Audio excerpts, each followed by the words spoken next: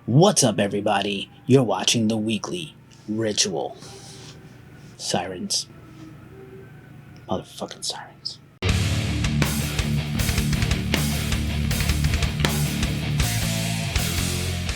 What's up and welcome back, everybody. You're watching the weekly ritual, Ghost Cult's weekly news show and more. Kicking things off with the news rundown, sad news to report as guitarist Paul Chapman, formerly of UFO and UFO side band Wasted, has passed away at age 66. The news was reported on his Facebook page by his son. Paul had been living in Melbourne, Florida, and teaching guitar in his time away from music in terms of being in bands, but in the late 70s and early 80s, he was an integral part of heavy metal lore with UFO. Very sad to hear this. Rest in peace, Paul. Features this week at Ghost Cult include our exclusive interview with Willie Adler of Lamb of God, where we chatted all about the brand new Lamb of God album, the self-titled release coming out on June 19th on Epic Records. Willie was an amazing guest. He talked all about the writing process between him and Mark Morton, D. Randall Blythe's growth as a singer, the new band dynamic with Art Cruz on drums, and what John Campbell brings to the table on bass. We talked about some deep cuts from Lamb of God history, going all the way back to Burn the Priest. Really cool interview. Very honored to have a chat with Willie. Another podcast we did was BPMD, Bobby Blitz, Mike Portnoy, Mark Mengi, and Phil Demmel in their supergroup. Their new album, American Made, is also out this week on June the 12th. It's all-American rock and proto-metal covers. It's a pretty incredible album. It's great to hear Blitz sing other stuff than Overkill. And I chatted with Mark and Blitz, and it was a fantastic conversation. You want to check that out. Over on YouTube, some of our features include an interview with Gwyn and Sean from Frail.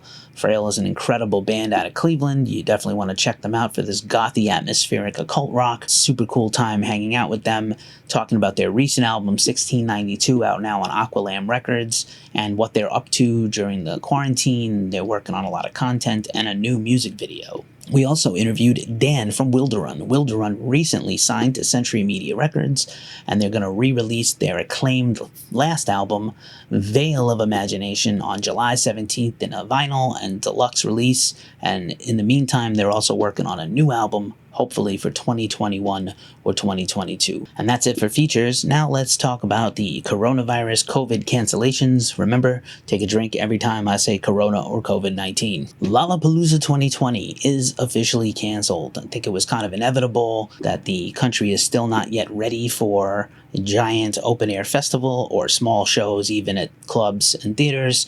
So Lollapalooza, which normally draws 75,000 people over a weekend in Chicago every summer, was just not going to happen this year. They have announced they will be doing a live stream in July. Details to follow. Tool finally announced that they are canceling their North American tour dates for the rest of 2020. A very regretful choice by them, but they thought about the fans, and I think it's very unique. They're the first band to mention that they were concerned about holding on to the fans' money for a year, and they felt that wasn't right under the current economic crisis. So good on you, Tool. We'll hopefully get them back. They do claim they are going to book a new tour, and they will have some details on that at some point in the future, hopefully by the fall. Justin Chancellor is saying they've been writing material in the meantime that will hopefully be on a new EP or album in the future. So the quarantine has been productive for the band, and as you know, Maynard James Keenan has been very busy with Pussifer, readying a series of singles and videos. Another cancellation. Amaranth has had to cancel their North American tour. They have a brand new album coming out this summer, and that tour was to have featured Battle Beast and Seven Spires, two awesome bands we're big fans of. It's a bummer. We love Amaranth. We covered them the last time they were here in America, and we'll hopefully cover them once again when they come back. Metallica will finally release their slightly delayed S&M 2 box set this summer. Lars Ulrich broke the news on Jimmy Kimmel Live. Jimmy Kimmel does a segment every week where he's honoring heroes, really awesome, honoring frontline heroes. And Lars is going to present this box set to this fan. It's really cool, and actually detail the set, which is amazing, what it's going to come with and everything. Should be out this summer, and pre-orders are coming soon. There should be some news on that. But very cool. The S&M concerts mark the 20th anniversary of the original S&M 20 years ago last year. And I thought the concert performance last year was very good and a very good update. So we're looking forward to that release. Finally, some news where bands are starting to rebook their 2021 tours from 2020 postponements. Slipknot has announced they will do their full Southeastern Asia tour, which will now include Knotfest Japan as well, this January. A new trailer has dropped for Ozzy and Jack's World Tour. It's the TV show and travelogue created and shot for Ozzy Osbourne and his son Jack. As you know, Ozzy has been a little bit sad, being that he's been battling health issues and had to cancel his world tour as well for this year, as well as some of his treatment that he's been undergoing for Parkinson's disease, which he was supposed to take part in Sweden. But this awesome show is back, and it's going to be really exciting. They also have another show on the way that they've been creating, and there's rumors that maybe, just maybe, the Osbournes are going to come back at some point, which I would like to see. I think that'd be pretty cool. Arma is back with a summertime release. They covered Nine Inch Nails' classic March of the Pigs from the Downward Spiral, and they have an EP coming out in July. Pretty stoked on some new Arma. They don't do a lot of covers, so it's really cool to hear them do a cover, and apparently the release will also have some new material. Super exciting. They are still hopefully going to come back and tour behind their last record, which they only done a few tours for. That was Sulphur English in 2019. Killer band and awesome cover. In a story we continue to cover here at Ghost Cult, Bill and Ted 3, starring Alex Winter and of course Keanu Reeves, dropped their first full-length trailer and their movie poster. The film is supposed to come out this summer. We've been following this as Bill and Ted is an iconic movie in rock history. It had an incredible soundtrack. I do believe the upcoming movie doesn't have quite as rockin' a soundtrack, a lot of pop music, but that's fine. I think people are excited about Bill and Ted. The original Party On came from Bill and Ted, not Wayne's World, as much as I love Wayne's World.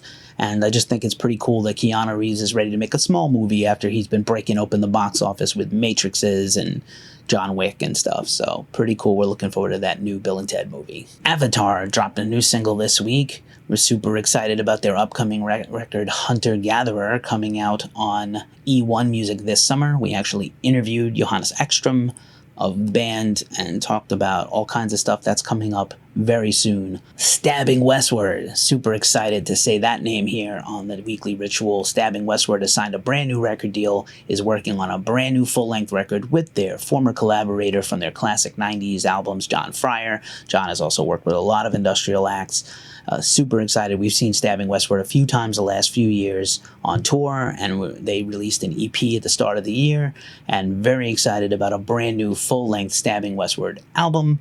We are also hunting down an interview with that band. It'll be very cool when that happens. Obituary. Something cool is coming from Obituary as they teased a visualizer on Facebook about threatening skies over Florida. The band has been in the studio working on a brand new studio album, but maybe it's a combination of a video, a single, a new album news, maybe a DVD, who knows. Super excited about music from the old school death metal legends. We love the band. We saw them last year with Abat. Fantastic tour. And there was probably some of the best lighting I've ever seen at a death metal show. It was really well thought out and beautifully performed by the band, who are at this point at the height of their powers, 30 years plus into their career. So yay, new Obituary soon. Anthrax, of course, any chance we can, we talk about Anthrax. They have announced that they will release a 30th anniversary edition of Persistence in Time. Their somewhat underrated but hit album from 1990 is coming up on its anniversary this summer, and they are putting out a deluxe album on vinyl with all kinds of extras and cool stuff. 4 vinyls making up the whole album. People know that album definitely increased their profile. They were on Married with Children. They toured with Public Enemy. They co-produced the cover of Bring the Noise. All these things. Huge time for Anthrax going into the 90s. And very cool to see them put out this deluxe edition of Persistence of Time. Everybody knows Got the Time, their Joe Jackson cover. And of course, In My World, the classic thrash metal song. So lots of good stuff on that album. Can't wait for it. Power Trip just surprise dropped a brand new live album recorded last year on their tour with Sheer Mag and Fury. Very cool, amazing band. Power Trip's incredible live. And of course, they were supposed to tour Europe with Creator, and that fell through. But super cool of Power Trip to just surprise drop a live album on everybody, recorded in Seattle at Numos. Classic Club. And again, we're dying for some new Power Trip material. We do believe we're going to get a new Power Trip album later this year or early next year. Super cool. A lot of things in the news going on surrounding Black Lives Matters, and a lot of statues around the world of racists and colonizers being taken down. But in one good news, the Robert E. Lee statue in Virginia has been taken down and may get replaced with a statue of Oderus Urungus of Gore, the favorite son of Richmond and Northern Virginia, Dave Brockie, DC punk legend and Virginia native. Would be amazing to see a giant Oderus statue complete with the phallus. And I just think it would be an amazing thing for Gore fans and Bohabs everywhere to have this great monument to Oderus. Hail Oderus. Actually, there's even been artwork already, sort of a preview of what it could look like, released by Slymanstra Hyman, who has been out of the band for a long time, but still connected to the band. So pretty cool. And looking forward to this potential Gore statue. There's a petition you can sign below. It's already got a fuck ton of signatures. We're all about this. And finally, it's time for Who Rules It Streaming. All the bands streaming, doing covers, just generally keeping the fans salivating and excited for stuff on the interwebs during the pandemic. And even though things are loosening up right now, we still crave this content. I wonder if this is going to just be a permanent thing now, where bands do stuff every week, where they provide cool stuff, put together little supergroups for one-offs. Be kind of fresh. We've been highlighting Jason Bittner of Overkill lately. He put together a cover band with members of Testament and Death to cover the Death classic Overactive Imagination. Huge death metal fans. He got together with Bobby Cabell and Steve DiGiorgio, who were in Death together. Very, very cool tribute to Chuck Schuldiner and the classic Death albums. Members of Megadeth, Testament, and former members of Machine Head got together to cover the Black Sabbath track Falling Off the Edge of the World, a sensational cover song from Quarantine. Just unbelievable cover. Great group of guys they came together with. You definitely want to check that out below. And finally, at the movies, this supergroup of Scandinavian rock and metal guys led by Bjorn Speed Strid. They've been covering movie soundtracks and theme songs from the 80s, and they finally released their final one of season 1 of potential several seasons that they're working on, and they covered the theme from The Neverending Story, the much-loved film. Really funny and cool. They are taking fan suggestions for season 2, which presumably will be the 1990s. Fuck my life and all these sirens. I'm moving to the fucking country. That's next. Now it's time for all the records coming out on New Music Friday, June the 12th, 2020. Some of the albums coming out this week include Antagonist, Gone is the Light, Aversion's Crown, Hell Will Come for Us All, Behold the Octopus, Black Orchid Empire, super excited about that album. Semaphore, we have an interview with Paul from that band coming up soon. Bulb Archives Volume 8, Bulb is Misha Mansour from Periphery, super cool. He puts out cool little solo records from time to time. Here comes Volume 8. Elm, The Wait on Bronson Recordings, we premiered their full album stream, very exciting stuff. High on Fire is going to release 3 classic albums on vinyl, including Death is Our Communion on E1 Records. Immortal, The Seventh Date of Black Shear. I can't say that shit. Anyway, Immortal classic record coming out on vinyl. Lots of vinyl this week. League of Corruption, Something in the Water. Lord, Chaos Reigning, great band Lord. Tia Carrere, Stoner Rock, Tried and True on Small Stone Records. Ulthar Providence, Black and Death Metal on 20 Buck Spin. And finally, Veldrin, Effigy of Nightmares. That's it for the New Music Friday synopsis. Check our weekly New Music Friday post, as always, in the link below. And now it's time for the mailbag. Every week we pull out what's come to us in the mail, things we're reading and listening to, a vinyl pick of the week and more, just to keep you guys entertained, give you some suggestions and ideas for things to discover during these crazy times. First off is a book we're getting into soon called Cult Musicians. This book is incredible. It's 50 Progressive Performers You Need to Know by Robert Dimery and illustrated by Crystal Rodea. Hopefully I said her name correctly. This is a phenomenal band. You see the front cover has Patti Smythe on it with some wild horses. Very clever illustrations. It covers everyone from Chelsea Wolfe, Scott Walker, Frank Zappa, Diamanda Gallas, Bjork, it's phenomenal book of artists, and it's beautifully illustrated. And there's a little blurb on each one of them with some cool information. This is definitely a fun book to have around for your summer reading. One thing I pulled off my bookshelf for this week's mailbag is this comic book about Tool. Tool is one of my favorite bands, and maybe yours. This comic book is actually from quite a few years ago. It's not related to Fear Inoculum at all. It kind of looks like how they were dressed up for one of their photo shoots for 10,000 Days. And those photos circulated for years and years, because obviously 13 years between records. This was actually given to me as a gift by Ken Pierce of Piercing Metal. Go check his website out, piercingmetal.com. If you love Tool, this is mandatory. You can definitely get these still on the internet. You got to hunt around for them. Very good stuff. And finally, to close out the mailbag this week, I have my Baroness Deluxe Edition of Gold and Gray. Phenomenal artwork by John Dyer Baisley, and obviously double vinyl. I believe one is orange and the other is smoke gray. We're going to take a look at this beauty right here. Obviously the front cover, gorgeous painting by John in the style of all his other albums. Incredible back cover. The gatefold like so. And then we'll take a quick look at these vinyls. There's actually a gorgeous slip for each side, the gold and the gray. Like a custom slip. Here's the gold side in the gorgeous orange vinyl.